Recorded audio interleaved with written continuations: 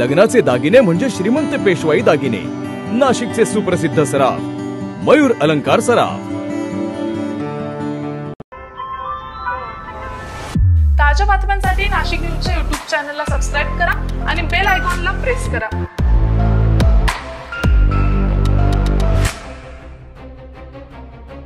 पूर्ववैमनस्यातून धारदार शस्त्राने हल्ला केल्यानं 44 वर्षीय राजेंद्र केदू शिंदे हा व्यावसायिक गंभीररीत्या जखमी होऊन त्याचा उपचारादरम्यान मृत्यू झाल्याची घटना चांदवड तालुक्यातील दुगाव येथे काल दुपारच्या सुमारास घडलेली आहे।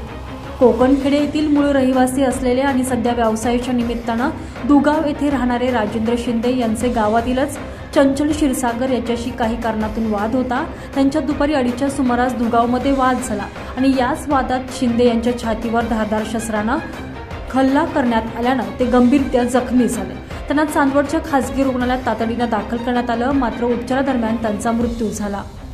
शिंदे यांचा मृत्यू झाल्याची माहिती मिळताच चांदवडचे पोलीस निरीक्षक कैलास वाघ, पोलीस उपनिरीक्षक सुरेश चौधरी यांनी लागलीच घटनास्थळी धाव घेतली।